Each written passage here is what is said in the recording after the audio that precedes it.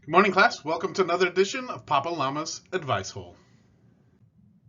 Okay, so today we are going to learn how to organize and clean free stock market data that we downloaded from Yahoo Finance. I made a video about that previously, which I will link in the comments below and at the end of this video if you want to learn how to download the data. But now that we have the data, we're going to talk about how to organize it, how to clean it up so that we can use it for analyzing in a future video. All right, let's get to it. And like always, Papa Llama's Advice Hole is just for entertainment, a little bit of education, and a whole bunch of fun. Okay, now we're going to change gears a little bit. Before we were formatting our raw data, we were cleaning it up, we were making it look good, we were putting it into a logical flow. But now what we want to do is we want to take all this huge amount of data and analyze it and present some summary statistics so that when we're talking to people, and we can quickly and efficiently describe our data so that other people can understand it. The best way to do this is to create a table. A table is just basically a table of summary statistics or summary data. So that's what we're going to do. So like everything, we first need to have a good title. So I'm going to click up here and a title, because you might have multiple data tables for any particular project. It's always good to number them. So let's call this one Table 1. And like I said before, a good title for anything will try to describe who, what, where, why, when, and how as much as possible with using fewest words as possible. In this particular case, we know that what we're working with is Wendy's stock market data. And when, of course, is September 2022. So let's try to incorporate those two pieces of information. We'll call this Wendy's stock market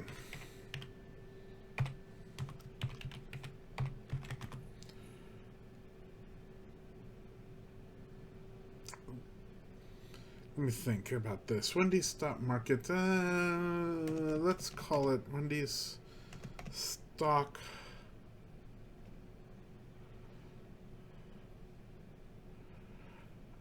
Well, let's just go with this market price. We know that it's in September of 2022, so we're going to put a comma and enter it in. So when somebody takes a look at the title right away, we know it's Table 1. There's no other tables before it.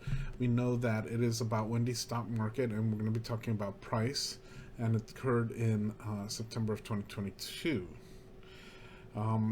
Okay, so usually, just like in our general data, our raw data, we will have a row for labels. In this case, let's just call this, let's call this one a variable. And let's call this one average. Okay, so obviously we're going to be taking several averages of these variables. Remember, variables are found in columns, okay? And because these are labels, let's go ahead and mark that.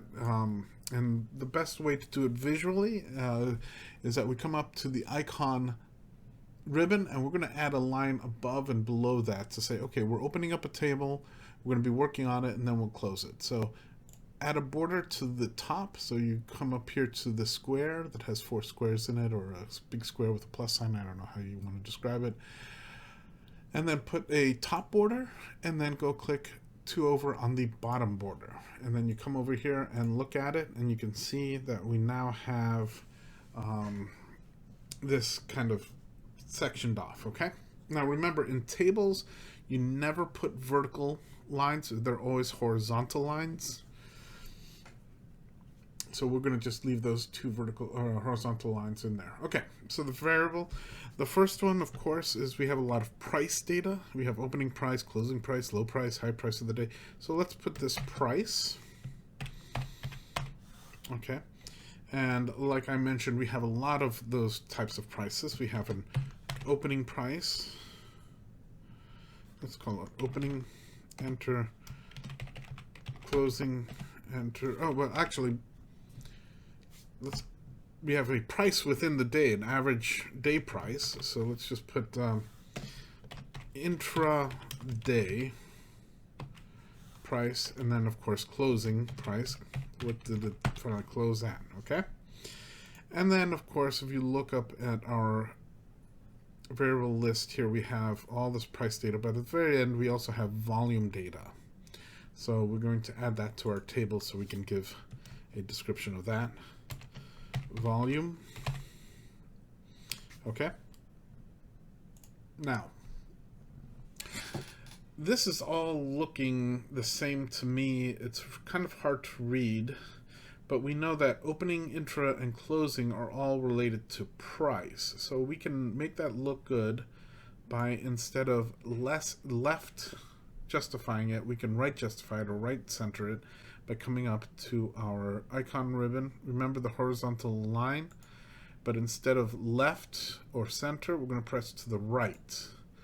So now you can see that these look somewhat different. You have price, and now we have opening, intraday, and closing price right justified. The titles here, they look a little bit hard to read, so let's go ahead and let's center those. Okay. And it's still kind of hard to pull this out, so let's go ahead and let's make the price bold, let's make volume bold, and since we have no more data that we want to put in here, let's go ahead and put a horizontal line saying, okay, this is the end of our table. Okay, so let's look at what is the average opening price. Well, that's very easy. We can look at a formula. Remember, we could tell Google Sheets that we want to open a formula by pressing the equal sign, and we want an average, so type average. Okay, and then open parentheses, and we want the column for the opening price. So we want to do B2 to B21. I'll just type it in. B2 colon B21. Close parentheses. Enter. Now you can see that the average opening price was $19.55. And it's also asking me to autofill. Please do not autofill that, okay? Because we're not doing averages all the time. So let's go ahead and not autofill. We're going to press X instead of check mark. Intraday. Okay, so intraday means what are all the prices that fluctuated from the lowest price of the day all the way to the highest price and all the prices in between. This kind of gives us just a general idea of what kind, if we were to pick any random time on that particular day, about how much would we see. Well, in this case, what we're going to do is similar to what we did above, is equal sign, write out the word average, open parentheses, but this time we want to look at all the data found in columns D and E. How do we do this? Well, we know that column D goes from D2 to D21, so let's do that. D2 colon, where's my colon, to D21, and then you press comma, just like in a sentence, and then you want to write E2 colon E21, and then close parentheses. And if you look at it, my D's should be yellow. If you look at the data set here, the D's are yellow and E's are purple. E's are purple. So it's going to take a look at all these numbers that we have throughout the day and give us an average on that. So we hit enter and we get $19.56. And of course we have a closing price of the day. So what do we want to do with this? Same thing. Equals average, oops, we have to spell that correctly, open parentheses. But this time we're just interested at the exact price at exactly 4:30 p.m., which is the time the stock market closes.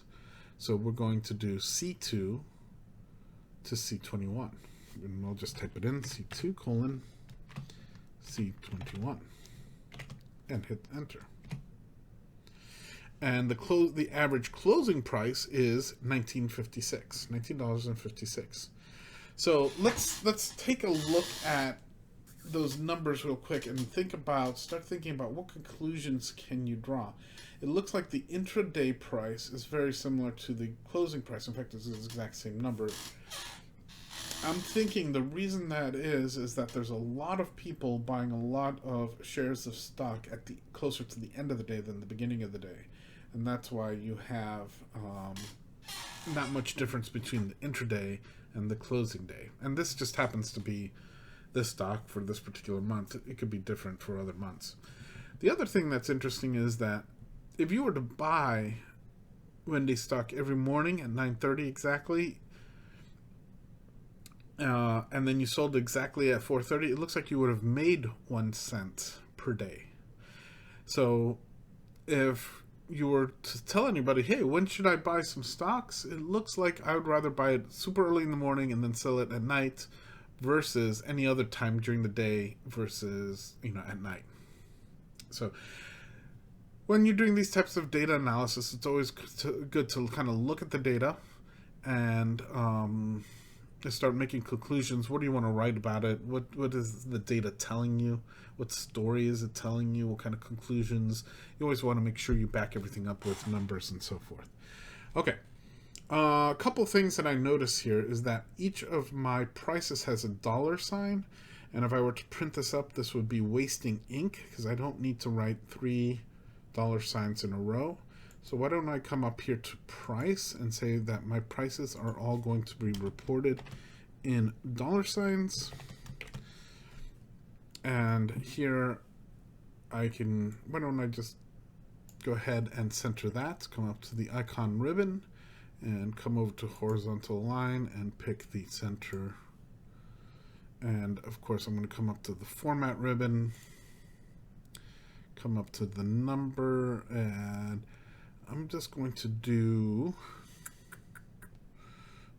financial because I don't, see, so it took away the dollar signs. So we know the price is in dollars, and I'm not wasting ink because I took away a lot of those dollar signs away. Okay, volume, we still have that to do. We know that it is not a price, but what it is the number of shares. So let's go ahead and see what the average is. The way we do it, of course, is equals average, open parentheses, pick the first column, F2, I'll just type it in, F2, colon, F21. You look at the data to make sure F2 to F21 is this nice orange. We look at it, it looks like it has all the data, close parentheses, enter. So on average, it looks like 2.7 million shares of Wendy's stock are traded each and every day. That's pretty interesting. So you could look, for example, on September 1st and 2nd. It looks like, especially on the 2nd, there were not too many people were buying Wendy's stocks. But all of a sudden you had this huge pump up on 9/9, 11 million shares. And actually, interestingly, look at this. It gained 79 cents that day. Interesting. All right. Let's go ahead. We're creating a table. Let's finish creating the table here. Couple things here, guys. This up here, I thought I was going to use 3 columns, but I did not. So let's go ahead, highlight this column, and let's take away the extra lines that are there. So I went ahead and highlighted it. I am coming up here back to the borders icon on the icon ribbon. I'm clicking that, and I'm going to the one that has nothing on it. It says clear borders. It's the very last one on the 2nd row. Go ahead and clear the borders, and what you see is that now you have the average there. But a couple of wonky things. This title is way longer than the table itself. So a couple things that we can do is we can increase this to variables to incorporate everything. Oh, look at the volume. The volume is not centered, so we're going to click on it. We're going to come back up here. We're going to center it. And there we go. And one last thing I like, well, actually, there's a couple things we can actually add to this. The title needs to stand out. So let's go ahead, click on that, and bold it.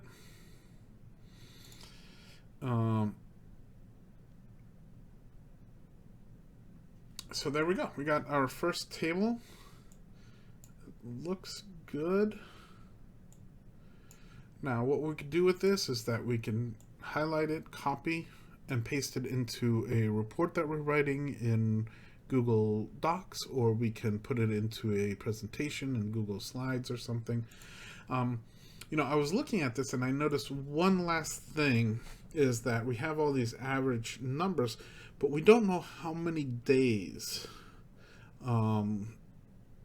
this data was for. So what we could do is we can make a small little note here, and we can say let's say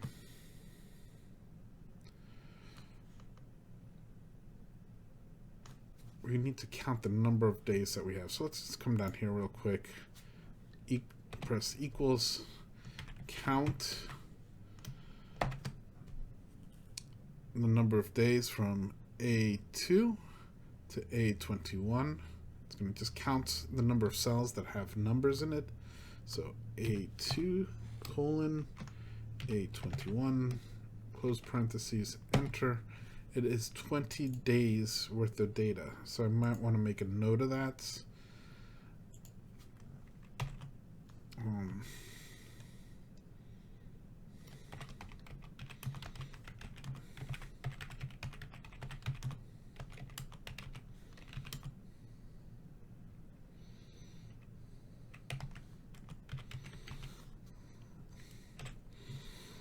Okay.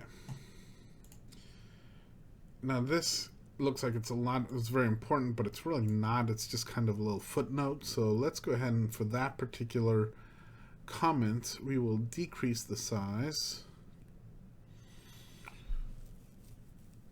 Oh, I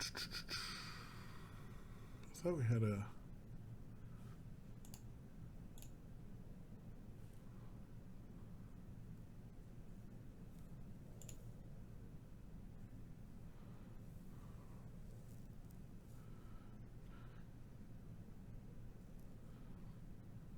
font size. Here we go. It's 10 right now. Let's cut it in half and call it 6. Okay. And if you look at it, it's at the bottom here. But look, just to make it look good, we will float it to the top by pressing this. But then we want it to go to the top of the cell. So you come to this icon. Let me show you where it is. It's called vertical align, not horizontal align, but vertical align. And we want it to float it to the top, so take a left, okay? And then if I have any other notes that I want to tell people that, you know, it's worth knowing but isn't the main gist of it, we could write them in a list down here. Okay. That's a good looking table there, folks. Remember, anytime you have data and you could do some kind of summary, that's when you want to do a table. Because when you hand this table over to somebody, it's so much easier to read and digest than giving them all this raw data and expecting them to figure it out on themselves. Another way to present this data is in graphs, and that's what we're going to do next time in the next class, is create graphs and how can we represent this data and how can we pull out some conclusions from it. Okay guys, have a great day. I'll talk to you in the next video. Okay, I was just looking at the table and there's just a couple more comments I wanted to make. First of all, when you're done with any type of calculations off on the side, go ahead and just delete them because remember I calculated the 20 days down there, and then I put the footnote into the table. I don't need that formula, so let's go ahead and delete it so the Google Sheets isn't confused using it in the future. The other thing is, up here I represented price and told what the unit was. It was dollars. But with volume, I didn't mention what it was. So one thing, remember, it was count data. We were just counting the number of shares. And in science, basically when you have count data, you represent it with the little n. So it just means the number, little n. So I went ahead and put it in there. That makes everything more balanced. And I'm going to go ahead and actually put a little space in between it so that it looks like the price above. And yeah, so now that's a good looking table.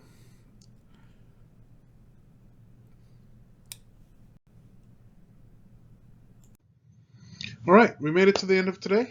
Thank you very much for paying attention. Feel free to rewind and go rewatch any parts of this video that you may have felt went a little too fast. Just rewind it as many times as you need to review all your notes and all the things that I mentioned.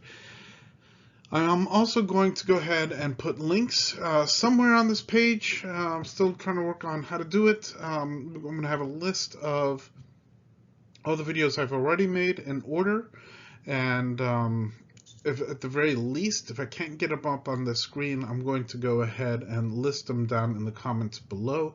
So you just find the comments. I think you have to expand it by clicking on more and clicking on the video that you want to watch next. Also, don't forget to subscribe, because every time I drop a new video, you'll get notified and you can watch it right away. And I will try to keep the videos in line and parallel with what we're doing in class. So in that way, if you are missing a day or you didn't understand something I said in class, not a problem. Come watch the video and you'll be notified of all the new ones. All right, folks, have a great day.